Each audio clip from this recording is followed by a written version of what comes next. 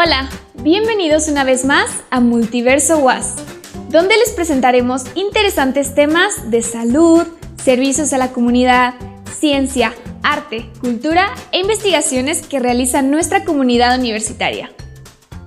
Comenzamos con la doctora Paulina Esquivel Murillo, especialista en medicina de la actividad física y del deporte, quien nos habla de la importancia del calentamiento previo a cualquier actividad física. ¿Nos acompañan?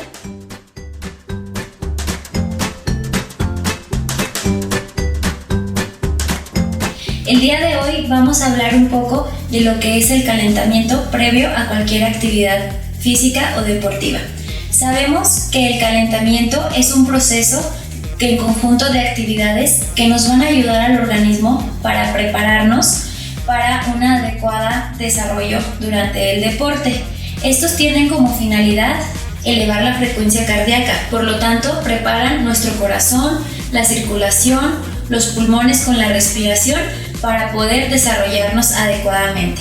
El objetivo principal del calentamiento es elevar la temperatura corporal. Al momento de que nosotros tenemos esta elevación de temperatura, se previenen lo que son de las lesiones musculares, tendinosas. La manera de realizarlo es comenzar alrededor entre 5 y 10 minutos. En estos 5 y 10 minutos tenemos que abarcar lo que es la movilidad articular. La movilidad articular consiste en realizar movimientos naturales de cualquier articulación del cuerpo. Estas deben de ser entre 5 y 10 movimientos de cada una de las articulaciones. No debemos olvidar que siempre deben de ser movimientos totalmente naturales. Además, deben de estar acompañados de lo que son los estiramientos musculares. Los estiramientos musculares consisten en llevar un estiramiento como tal de lo que es del músculo en sentido contrario de lo que es la contracción, y estos deben de ser de una manera sostenida.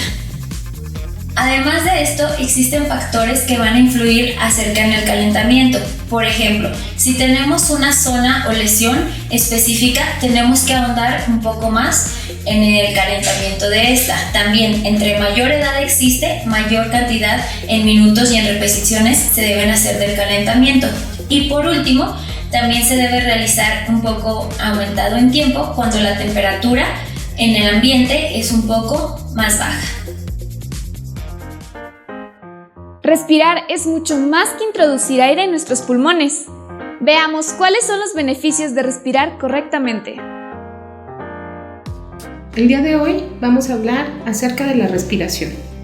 Y ustedes se preguntarán por qué la respiración. Todos lo hacemos de una manera automática. Sin embargo, la respiración es más allá de meter oxígeno a nuestro cuerpo y sacar dióxido de carbono. Lo hacemos de forma tan natural que de pronto no hemos visto todas las bondades y beneficios de llevar una respiración correcta y adecuada. No solamente nos ayuda a oxigenar las células, sino también nos ayuda en una estabilidad emocional, psíquica, social, y a que haya un mejor funcionamiento de nuestros músculos, de nuestros órganos en general. Pero ¿cómo saber cuál es una respiración correcta si no hemos tomado en cuenta como un mecanismo más que fisiológico el hecho de respirar?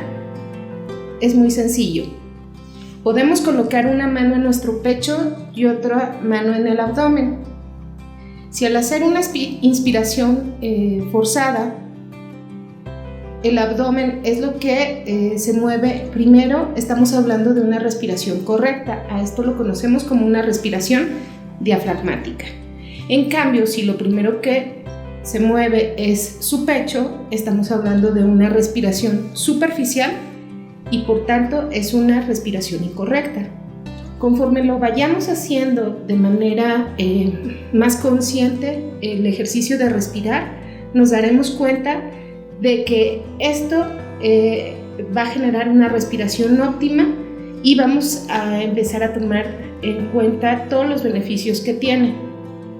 Por ejemplo, cuando de pronto nos sentimos muy cansados, nos sentimos más que cansados, fatigados, no dormimos bien, estamos en un estrés, seguramente no estamos teniendo una respiración adecuada.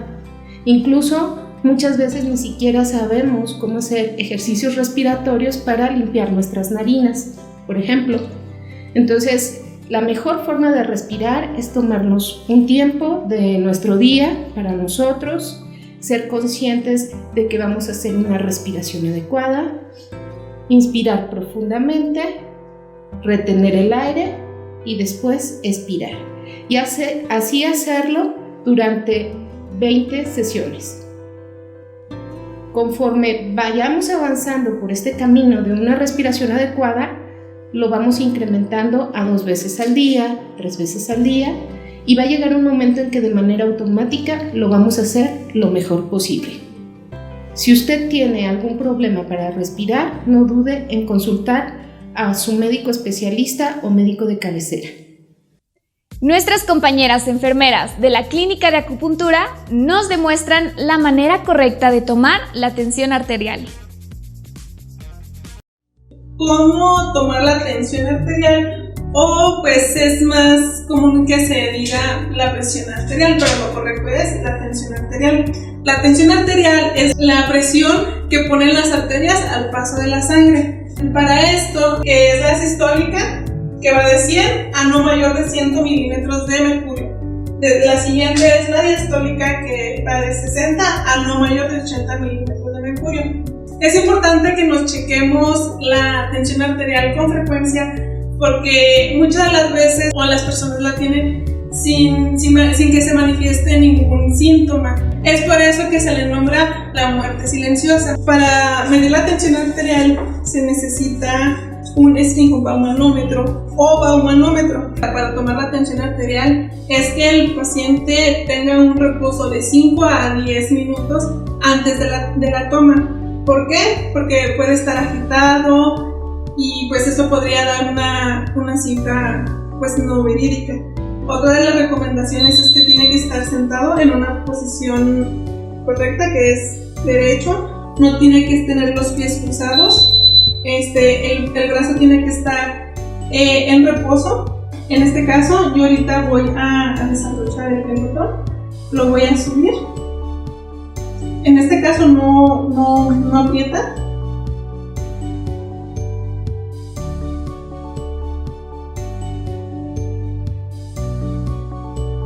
Nos acomodamos el estetoscopio con las olivas apuntando hacia afuera.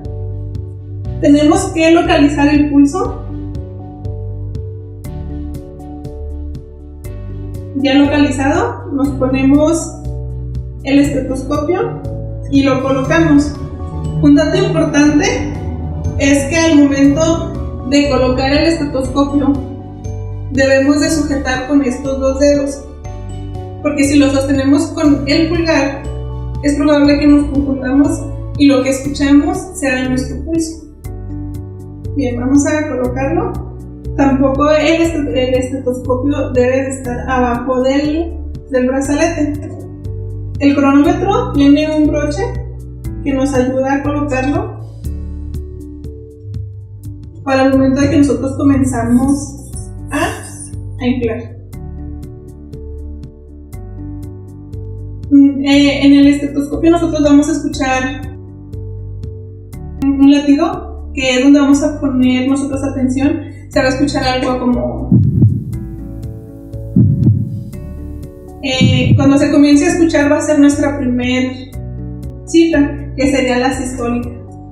Después la diastólica es cuando se va a dejar de escuchar y tenemos que estar atentos en qué número se dejó de escuchar. Vamos a tomarla. Ya está cerrado mi llave o el barril y comenzó a... Yo voy a insuflar a 160, voy a comenzar a soltar lentamente.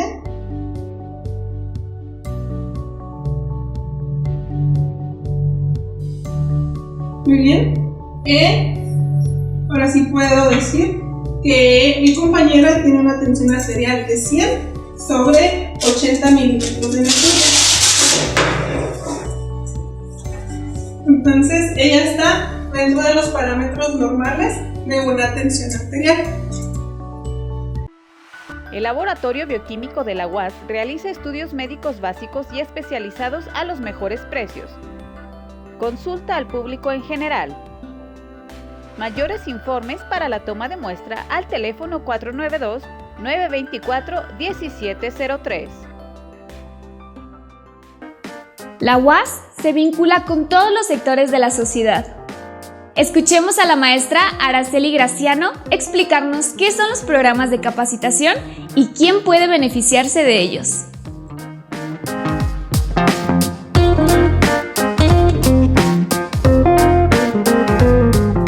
Hola, ¿qué tal? En los últimos años, la vinculación universitaria ha sido de gran importancia dentro de las actividades sustantivas de la universidad. De ahí que se haya definido poner a la vinculación universitaria como una forma práctica de llevar los servicios universitarios hacia la sociedad. Para mí es un gusto compartir con ustedes las actividades que desempeñamos con gran compromiso. El programa de capacitación tiene como principal objetivo el atender y satisfacer las demandas de capacitación, actualización, profesionalización para servidoras, servidores públicos, personal docente, personal administrativo, estudiantes y público en general. Nuestro trabajo lo hemos enfocado principalmente a instituciones gubernamentales e instituciones de educación media y superior en el Estado, a través de la firma de convenios de colaboración en materia de capacitación. Les ofrecemos cursos, talleres, seminarios, conferencias, diplomados con criterios de calidad, diseñados y estructurados por docentes universitarios de los centros y unidades académicas de nuestra institución, especialistas en el tema y comprometidos en satisfacer las aspiraciones individuales y grupales de los participantes. Es importante reconocer y señalar el apoyo que hemos recibido de los directores, responsables de programa, encargados de las áreas, de las unidades y centros de nuestra institución, por el invaluable apoyo en la designación de docentes con amplia experiencia en la impartición del curso, además por las facilidades en los espacios físicos y equipos para el desarrollo de eventos académicos. Ante la contingencia del COVID-19, consideramos importante implementar estrategias de capacitación haciendo uso de plataformas virtuales como medio de aprendizaje. Esta modalidad virtual ha sido una modalidad muy importante para nosotros y ha sido un reto, ya que estábamos acostumbrados a realizar eventos presenciales. Ahora estamos ofreciendo servicios de capacitación virtual para poder ser competitivos con las instituciones universitarias. Como resultado de un gran trabajo en equipo, hemos logrado consolidar el programa de capacitación con diversas instituciones del Estado. Incluso hemos recibido el reconocimiento para nuestra institución por la calidad de los eventos ofertados. Los invitamos para que conozcan la amplia oferta de educación continua en la que ofrecemos servicios profesionales de formación para todos los sectores de la sociedad, para que diseñen su plan de capacitación y logren beneficiar el desarrollo de su institución, centro o área de trabajo. En Librería Universitaria encontrará libros de texto, uniformes y discos para los programas educativos de la UAS, con atractivas promociones hasta agotar existencias y descuentos especiales a estudiantes y trabajadores de la UAS con credencial vigente. Visítenos en Avenida Ramón López Velarde 635. Búscanos en Facebook como Librería Universitaria UAS. El doctor José Eduardo Jacobo Bernal nos platica sobre una de las más recientes publicaciones de la Universidad Autónoma de Zacatecas. Acompáñenos.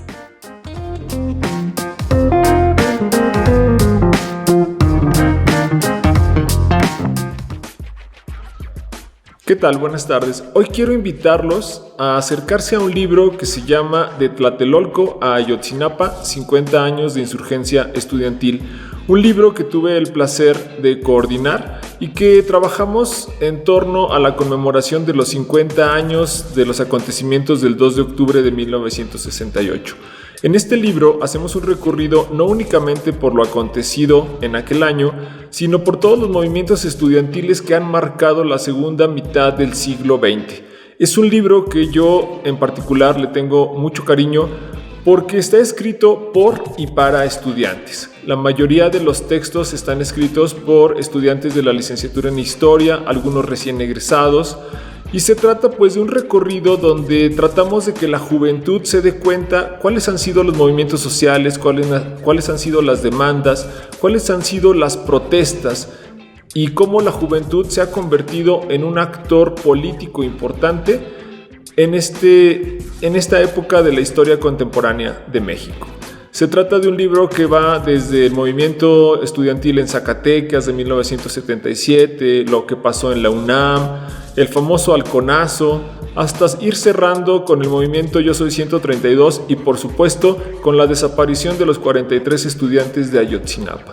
Se trata de un libro que recompone esta historia, que nos da una nueva perspectiva desde la historia del tiempo presente, recuperando la historia social, la historia cultural y por supuesto la historia política. Yo invito a todos los jóvenes a que busquen este libro en la librería universitaria de la universidad y que se acerquen a una lectura que les ayude a encontrarse a sí mismos. La doctora Citlali Aguilar Sánchez nos cuenta cómo un libro puede marcar nuestras vidas para siempre. ¿La escuchamos? Todos tenemos un libro que nos ha marcado. El mismo Orhan Pamuk, ganador del Premio Nobel de Literatura en 2006, inicia su novela La vida nueva con la frase: un día leí un libro y mi vida entera cambió. Esto nos da una gran muestra de cómo a todos nos puede ocurrir ese encuentro inesperado con una lectura que nos transforma completamente de maneras extraordinarias, ¿no? ¿Cuál es el libro que nos ha marcado a cada quien? Es fácil de saberlo, ¿no? ¿Por qué? Porque a partir de ese empezamos a ver el mundo de otra manera o a ser otras personas. En mi caso, este libro, el libro que marcó mi vida, el libro que cambió mi vida, fue Una historia natural de los sentidos de Diane Ackerman, una escritora estadounidense. Ella es bióloga, ella es una académica renombrada en su país y lo que hace esta naturalista, esta científica, es un amplio ensayo sobre los 5 sentidos humanos, ¿no? Cada capítulo está enfocado a un sentido, ¿sí? Y lo hace de una manera extraordinaria, maravillosa, preciosa. ¿Por qué? Porque cada sentido es explorado no solamente desde las partes científicas, ¿no? de cómo se fue evolucionando a través de la historia en la biología humana, sino también sus conexiones con la poesía, con la literatura, con el arte, con los sentimientos, con las emociones. Y esta escritora nos da un panorama complejísimo y completísimo sobre el ser humano, ¿no? Sobre su forma de estar en el mundo, su contacto con la naturaleza y con nosotros a través de estos 5 sentidos. ¿Por qué este libro cambió mi vida? Pues porque antes de este libro yo había leído muy poco ensayo literario, y este ensayo realmente me mostró una nueva forma de escribir, de expresarme, de reflexionar sobre lo que nos rodea. Me llevó pues por un camino inesperado de la literatura, inexplorado incluso de la literatura, y me ayudó pues a dar ese otro paso, que es también yo escribir sobre mis ideas, sobre el mundo, sobre quién soy, sobre quiénes somos, sobre por qué estamos aquí, sobre cómo hemos llegado hasta aquí. Esta escritora me guió y me ayudó a entender que la escritura es muy compleja, pero que también en este sentido, en el sentido ensayístico, podemos encontrar grandes oportunidades, ¿no? Podemos mezclar la poesía, podemos llenarla de narrativa, podemos filosofar, podemos disertar, podemos preguntarnos y también responder a grandes cuestiones que siempre hemos tenido atoradas de nuestra mente. Este libro, Una historia natural de los sentidos, es el libro que más me ha impactado, sobre todo por la manera en que está redactado. ¿Por qué? Porque todas las metáforas, todos los oxímorons, todas las figuras retóricas que encontramos en él están dispuestas con tanta perfección que pareciera planeado minuciosamente, ¿no? El estilo de Diane Ackerman es preciosísimo. Yo soy Citlali Aguilar Sánchez y nos vemos después en otra recomendación literaria. El retrato de Ramón López Velarde, pintado por Mondragón y que es parte de la colección de la Pinacoteca Universitaria de la UAS, ha revelado un interesante misterio. ¿Quieres saber de qué trata?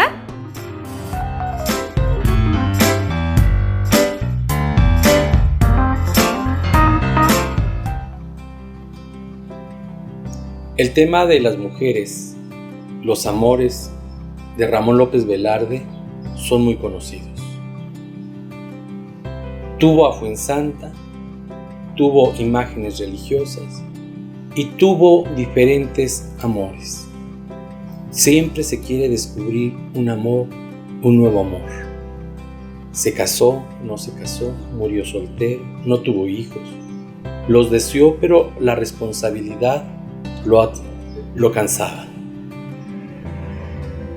Ella está detrás de un retrato atribuido, pero con evidencia, a Roberto Montenegro. Es una mujer que primero fue pintada o fue un juego para el retrato de Ramón López Velarde y pensar en la mujer, en los amores. Puede ser una historia que nos revele la trayectoria de los afectos de López Velarde con la amistad con el mismo Roberto Montenegro. Un juego de Roberto o de quien lo haya pintado. Pero es un rostro diferente, es clásico decimonónico. Es una profesora con su vestuario. No es propiamente de las mujeres que se le atribuyen a Ramón López Velarde. No es de las 33 viudas que tú estás trabajando. Creo que tú nos puedes dar más luz de la obra. Bueno, se ha especulado mucho a raíz de que la Escuela de Conservación Refugio Reyes detectó el pentimento, esta obra que estaba cubierta y muy apenas perceptible en la parte de atrás de la obra del retrato de Ramón López Velarde, y con el talento, la habilidad que merece el trabajar una obra que ya fue pintada, que fue recubierta, pues habla del perfil, de la disciplina de un restaurador que pudo rescatar este cuadro de la parte de atrás del cuadro de Roberto Montenegro, el retrato de López Velarde. Se ha especulado mucho, así como dice el maestro Marco, sobre quién puede ser la modelo, si tiene que ver con la historia de Ramón López Velarde o más directamente con el trabajo de Roberto Montenegro. Montenegro tenía una predilección o una facilidad para enfatizar los rasgos gatunos en algunos de sus cuadros. Hablamos, por ejemplo, de Ruth Rivera y otros cuadros, donde este perfil en particular de los ojos es muy notorio en la predilección de algunos cuadros de Roberto Montenegro. Ahora bien, en la Pinacoteca se trabaja de manera muy cercana con el taller de artes plásticas. Eso permite una visión interesante sobre este tipo de objetos pictóricos, sobre la curiosidad académica o la curiosidad de críticos e historiadores del arte acerca de este tipo de fenómenos en las que una obra va quedando cubierta o se reemplaza por otra. Eso nos va a dar mucho de qué hablar como pintores, como historiadores, en el transcurso del centenario luctuoso y en la vida, la descripción de las obras de la Pinacoteca Universitaria y en la vida de los talleristas de artes plásticas de la universidad. El docente Alberto Cervantes Villagrana, de la Unidad Académica de Ciencias Químicas, nos cuenta sobre las investigaciones que se desarrollan para crear nuevos antibióticos y fármacos que sean útiles a la salud pública.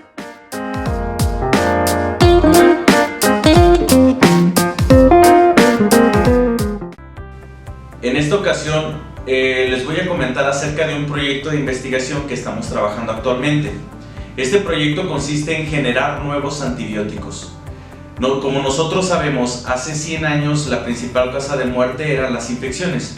Hoy en día esto ya no es así, gracias al desarrollo de antibióticos.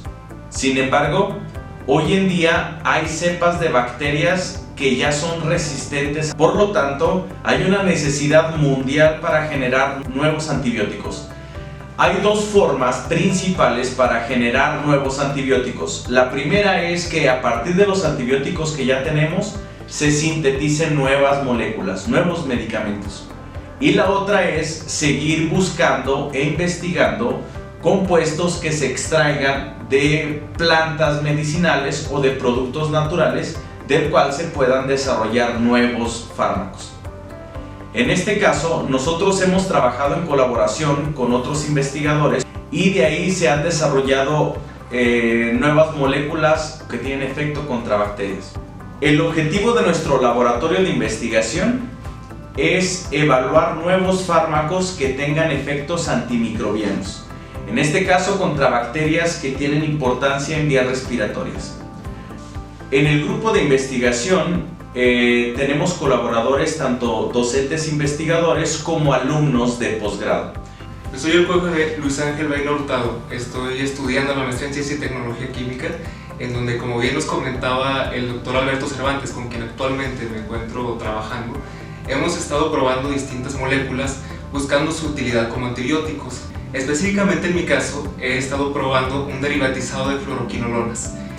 Después de haber sido sintetizado en el laboratorio de síntesis orgánica, nos dedicamos entonces a probarlo en distintos modelos. Uno de estos fue sobre bacterias, Staphylococcus aureus y Klebsiella pneumoniae, las cuales han generado gran resistencia últimamente en las distintas décadas más recientes. Es por ello la importancia que se tiene por obtener algunas de estas moléculas activas sobre las mismas. Observamos justamente la actividad equiparable al ciprofloxacino, un compuesto que ha estado en la clínica durante muchos años y que no sigue siendo efectivo hasta hoy en día.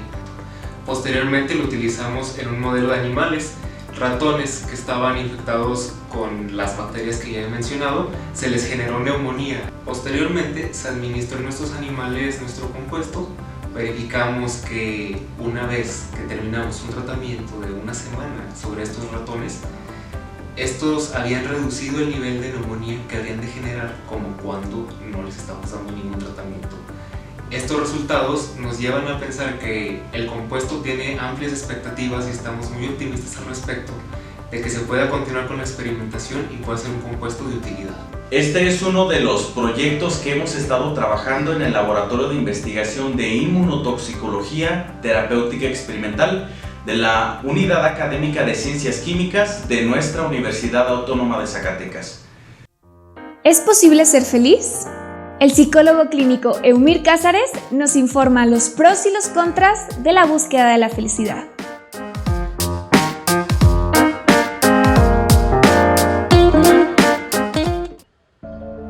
Pascal Bruckner, en su libro La euforia perpetua, nos establece una crítica bastante aguda y sobre todo bastante importante al respecto de la realidad, en donde se nos establece que la felicidad se ha vuelto ese imperativo categórico, esa demanda que todos nosotros tenemos con esa obligación que estar desarrollando en nuestras distintas partes de nuestra vida, ya sea en la pareja, en el trabajo, con los hijos, en el ámbito profesional, etc. La cuestión precisamente de la felicidad estaría enmarcando y estaría estableciendo precisamente esa demanda de que nosotros tenemos que ser felices. Y sin embargo, esta parte es sumamente idílica, sumamente buena con la parte de la oferta que nos hacen en el ámbito del mercado, es decir, productos que nos prometen la felicidad, viajes, tratamientos, personas que con ciertos consejos nos van a llevar a ese mundo idílico de la felicidad, es en donde precisamente estamos unidos actualmente. Sin embargo, esta tendencia evita del todo esta parte de las cuestiones que no se considerarían buenas para las personas, es decir, la soledad, el enojo, la tristeza, los celos, todo eso de alguna manera entraría en una caja que nosotros, según este tipo de tendencias, tendremos que arrojar y de la cual tendremos que señalar como algo malo, como algo que no de alguna forma estaría bien dentro de la humanidad, lo cual al final de cuentas es totalmente equivocado, ya que en este caso autores como Carl Gustav Jung, que acompañan precisamente estas nociones de Pascal Bruckner, hablarán precisamente de la sombra como aquella parte que en la que nosotros depositamos eso que no nos agrada tanto de nosotros, aquellas cualidades, aquellas cuestiones que precisamente tienen que ver con lo antes mencionado, la soledad, el enojo, la tristeza, el miedo también en ese sentido, y esos son los elementos que precisamente marcarán que nosotros seamos un tanto intolerantes precisamente con estas nociones que son parte de nuestra realidad. Y es en ese sentido que la felicidad, en el término de lo perpetuo o constante, no existe. Se nos venden precisamente cuestiones al aire, en ese sentido promesas que no se pueden concluir y que al final de cuentas lo que sí nos van generando es frustración, es ansiedad, ese enojo precisamente porque ese paraíso que se nos promete a través de la felicidad no lo podemos alcanzar. Y es en este sentido que es importante que nosotros establezcamos una postura crítica al respecto, qué tanto es importante llegar a esa promesa que no puede cumplirse, como es la felicidad, a simplemente vivir con todo lo que se nos presente, vivir con todo con lo que se nos vaya desarrollando en nuestro acontecer cotidiano. Es en ese sentido en donde Pascal Bruckner, en este texto imperdible, nos va a presentar la alternativa de mejor vivir en vez de ser feliz. La función de los tatuajes y un poco de su historia antigua es el tema de la colaboración de la doctora Adriana Macías Madero de la Unidad Académica de Antropología. Acompáñenos. ¿Alguna vez han pensado tatuarse o les gustan los tatuajes? O seguramente han oído que la gente asocia esta práctica con una tendencia de moda o con una práctica que se relaciona con un sentido criminal, o que la gente que lo hace tiene ideas, digamos, muy extremas. Pero resulta que esta práctica se realiza desde épocas muy remotas y que en la historia de la humanidad generalmente tiene atribuciones que se relaciona pues con la historia de los grupos, es decir, que permitía, por ejemplo, reconocer si una persona era de cierto grupo, practicaba una actividad o tenía acceso incluso a ciertas representaciones simbólicas. Por eso es común que los primeros tatuajes que se encuentran en contexto arqueológico plasmen este sentido de la estética. Por ejemplo, los tatuajes más antiguos que se reconocen en contexto arqueológico se remontan a la época de bronce y de hierro, y se relacionan, algunos con la reina Ukok, que seguramente muchos conocen, que es este caballo, el más conocido es el del caballo que va volando con las flores representándola, y está, digamos, asociado a su brazo, y se pudo recolectar, digamos, todo el simbolismo de esta estética relacionada a estos grupos que eran cazadores recolectores y que vivían en Siberia y que vivían en un contexto bastante extremo. Básicamente, lo que hace ver es que los grupos de élite tenían esta tendencia a plasmarse emblemas que lo relacionaban con ciertos elementos de la naturaleza, pero que también los idealizaban.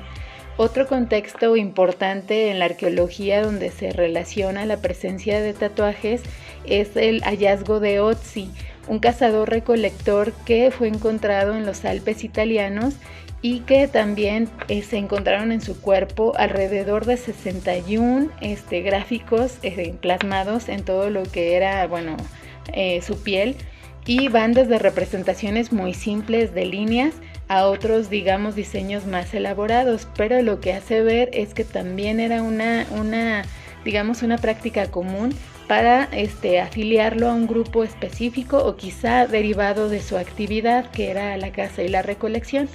Prácticamente esta actividad se ligaba al conocimiento también de los medios para poder hacer que la tinta penetrara al cuerpo, y para lograrlo se utilizaban materiales múltiples, se utilizaban navajillas de obsidiana o de alguna piedra filosa, conchas, hueso incluso, y las mezclas que se utilizaban para hacer las tinturas iban desde, resinas, aceites, carbón y agua.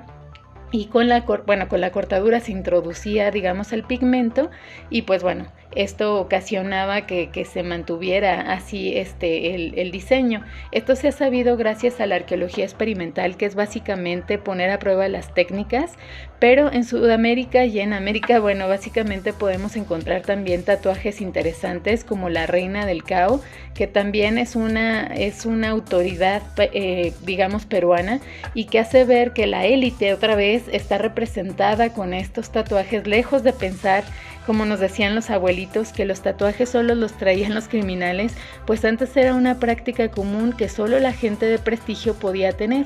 Y está también, en contextos mexicanos podemos decir que esta práctica también se realizaba gracias a la presencia de algunas figurillas que tienen diseños en la superficie. Podría pensarse que son tatuajes o escarificaciones, pero lo interesante es que es una práctica común.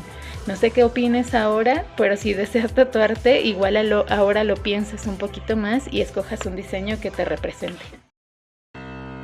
La doctora Emilia Reséndez nos cuenta cómo ha colaborado con sus investigaciones para la reconstrucción de la memoria histórica de Zacatecas. Mi tarea como investigadora empezó desde que estudié la maestría. En la maestría realicé mi primera investigación, que fue sobre la Compañía de Jesús. El tema que trabajé fue la expulsión de los jesuitas en Zacatecas, tema que había sido estudiado y trabajado por muchos investigadores a nivel nacional, pero nadie lo había hecho en Zacatecas, porque los documentos para hacer ese trabajo se encontraban en aquel momento nada más en el Archivo Nacional de Santiago de Chile. Así que pues tuve la fortuna de que a través de un microfilm, un doctor español, Salvador Bernabeu, trajera esos documentos y pues platicamos del tema, me los prestó y yo empecé a trabajar el tema de la Compañía de Jesús.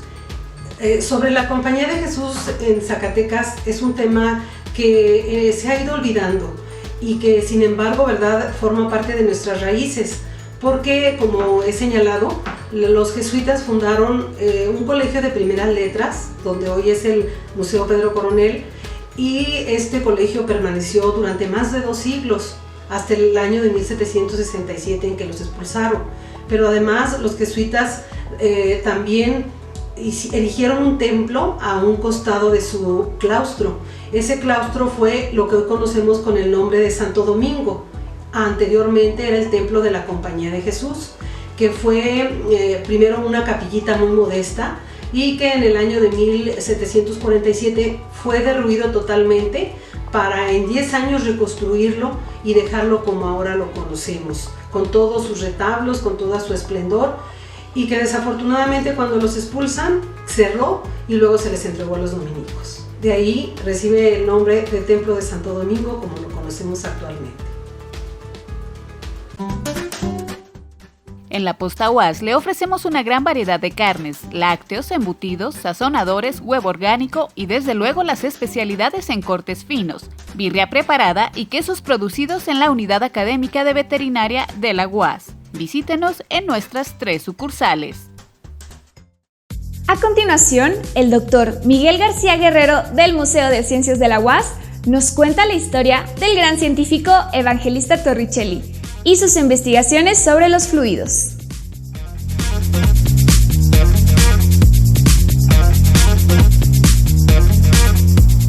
Evangelista Torricelli fue un italiano apasionado por entender los fenómenos a su alrededor. Resulta que Evangelista era de un origen un tanto humilde y en aquel entonces eso podía complicar un poco tu acceso a la ciencia. ¿Por qué? Porque si estabas preocupándote por trabajar para comer o para otros detalles que te permiten subsistir, pues no puedes dedicarte a ese ocio que era en aquel entonces hacer investigación. Y vaya que en aquel entonces no existía la profesión de investigador.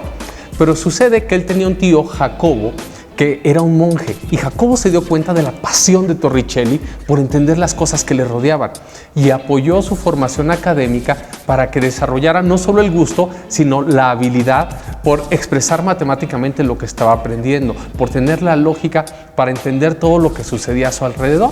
Entonces fue así que, gracias a la combinación del apoyo familiar y también el fundamento eclesiástico para esta formación académica, es decir, el apoyo de instituciones religiosas que lo ayudaron a educarse, que Evangelista, con ese nombre tan apropiado para justo lo que estaba ocurriendo, se pudo desarrollar. Cuando él estaba aprendiendo más y más y más sobre los fenómenos físicos, se da cuenta que hay un gigante italiano también que estaba relativamente cerca de donde él vivía y que era el que le podía dar la mayor oportunidad de aprender, de crecer y de desarrollarse. Nada más y nada menos que Galileo Galilei, el padre de la ciencia moderna.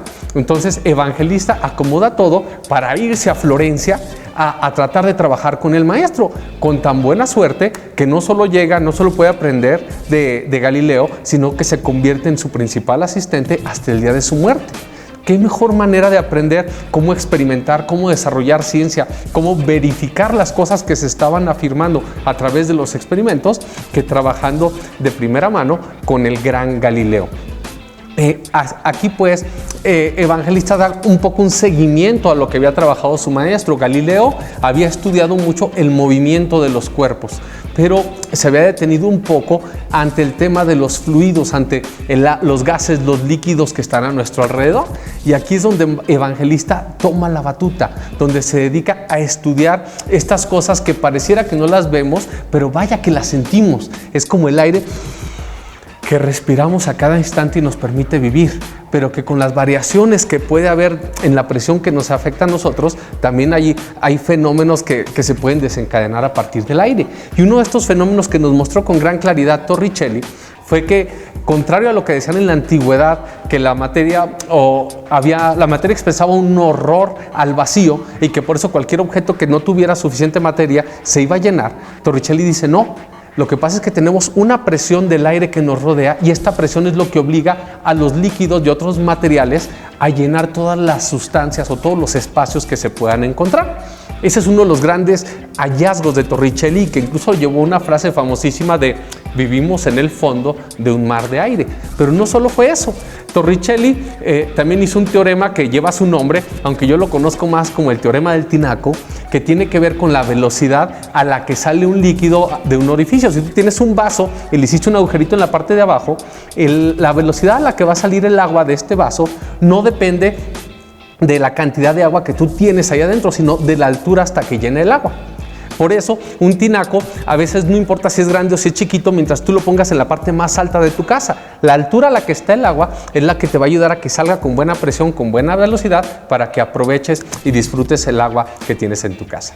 Esta es una cápsula del Museo de Ciencias de la Universidad Autónoma de Zacatecas y ojalá les haya gustado aprender un poco de la vida de Torricelli. ¿Cuál es la relación entre el consumo de la cannabis y la agudeza visual? La respuesta la conoceremos en la siguiente colaboración de Noticiencia.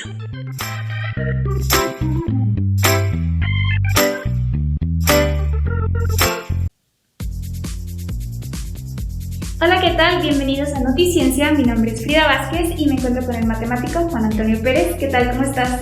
¿Qué tal, Frida? Muy bien, con información reciente sobre un tema muy interesante y de mucha actualidad. Claro que sí, el día de hoy vamos a estar platicando sobre que fumar cannabis puede alterar la agudeza visual. Así es, fíjate, en los últimos años se ha promovido la idea de que la marihuana tiene ventajas sobre algunas enfermedades, que puede tener un uso médico bastante ventajoso con respecto a medicamentos que ya existen en el mercado. Sin embargo, se nos ha estado olvidando que hay efectos nocivos de su consumo que pueden tener un gran impacto en la vida de las personas. Y es justamente sobre este asunto que la Universidad de Granada publica un comunicado el 3 de marzo de 2021 con respecto a un artículo científico que fue publicado el 18 de enero de este mismo año de 2021 en Scientific Report de Nature. y en él da cuenta pues de algunos efectos sobre la capacidad visual de las personas que pueden ser consecuencia del consumo de la marihuana por la vía de inhalarla, de fumarla. Claro, e incluso en el año 2011, un estudio en España, como estábamos comentando, dice que un 37% de la población española, de adultos españoles, pues ha aumentado este consumo de marihuana. Así es, y un 10% de las personas en España la consumen de forma habitual. Claro, y bueno, de este porcentaje de los españoles se cree que un 30% de los consumidores pues dice que su visión no ha empeorado. O sea, a pesar de que lo están consumiendo, pues ellos dicen, yo estoy viendo bien, no pasa nada. Y hay un 65% de los consumidores de marihuana que, si bien es cierto, admiten que su capacidad visual se ha visto disminuida, también dicen que pues apenas un poquito, no le dan una gran importancia, lo cual significa entonces que están dispuestos a correr el riesgo. Claro, entonces creo que es muy importante que se tome en cuenta y que se sepan los efectos nocivos que puede tener el cannabis. Y bueno, como siempre, es justo darle el reconocimiento a los investigadores, en este caso Carolina Herrera y Rosario González de la Universidad de Granada son las responsables de este estudio. Pues llegamos al final. Gracias, muchas gracias, Frida. Muchas gracias, Juan Antonio, y pues nos vemos a la próxima. Hasta pronto. Para finalizar, el Ensambler Latinoamericano nos brinda su versión del Gorrión Hermoso, del cantautor mexicano Óscar Chávez. Agradecemos su atención y los esperamos en nuestro próximo programa. ¡Hasta pronto!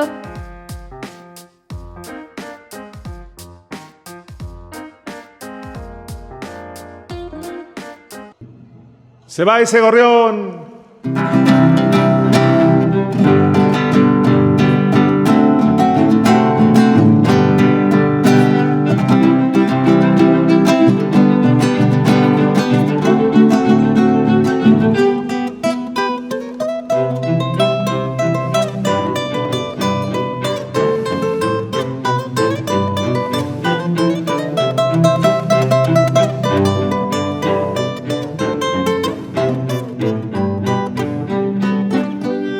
Un gorrión hermoso de pecho encarnado lo llevaron preso por andar de enamorado.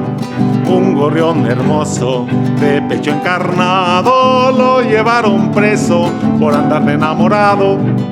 Qué prisión tan cruel, el gorrión cantaba y la causa fue por una mujer casada. Qué prisión tan cruel, el gorrión cantaba y la causa fue por una mujer casada.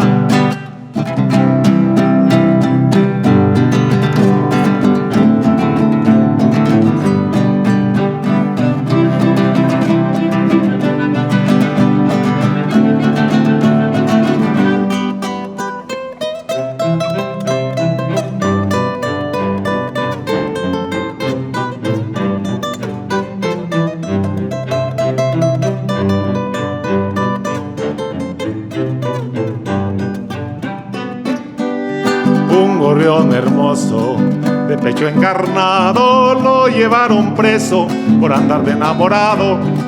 Un gorrión hermoso de pecho encarnado lo llevaron preso por andar de enamorado. Qué prisión tan cruel, el gorrión cantaba y la causa fue por una mujer casada. Qué prisión tan cruel, el gorrión cantaba y la causa fue por una mujer casada.